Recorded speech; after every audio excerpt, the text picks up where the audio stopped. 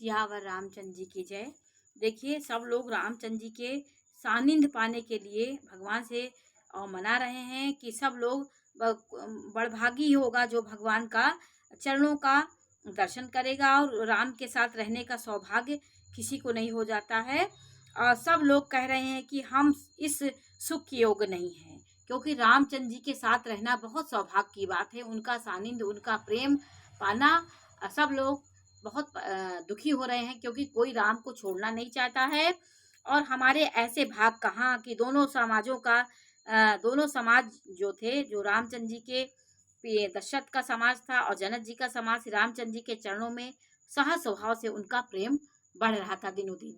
अब देखिए इस प्रकार सब मनोरथ कर रहे हैं। उनके प्रेम युक्त वचन सुनते ही सुनने वालों के मनों को हर लेते हैं।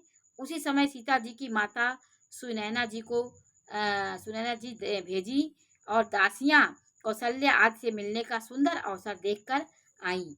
अब देखिए माता सीता की माँ सुनैना आ रही हैं। उनके यह सुनकर कि सीता जी की सब सासुएं इस समय फुर्सत में हैं। जनक राज का निवास उनसे मिलने आया है। कौशल्या जी ने आदरपूर्वक उनका सम्मान किया और समयोचित आसन लाकर उनको दिया। सीता की माता को दोनों ओर सबके शील और प्रेम को देखकर और सुनकर कठोर वज्र भी पिघल जाते हैं। शरीर पुलकित और शिथिल है और नेत्रों में शोक और प्रेम के आंसू हैं।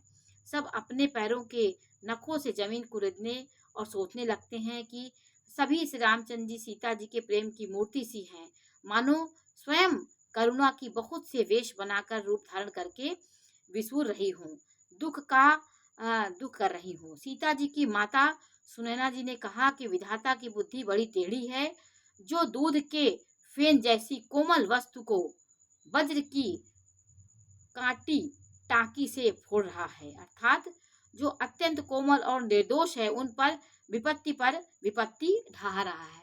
भगवान विधाता को सब लोग दोष दे रहे हैं। वहाँ का माहौल कारुणिक हो गया, क्योंकि वहाँ फिर बिछुड़ने का दुख होता है। आप वो 4-5 दिन की वहाँ सब लोग निवास किए, फिर जाने के समय को देख करके सब बहुत दुखी हैं। अब देखिए यह सुनकर देवी सुमित्रा जी शोक के साथ कहने लगी कि विधाता की चाल बड़ी ही विपरीत और विचित्र है, जो सृष्टि को उत्पन्न करके पालता है और फिर नष्ट कर डालता है। विधाता की बुद्धि बालकों खेल के समान भोली और विवेक शून्य है, क्योंकि वो जो करना चाहते हैं विधाता वही करते हैं। आप और हमारे दुख में कभी वो दुखे नहीं होते। उनकी नीति, उनकी रणनीति अलग होती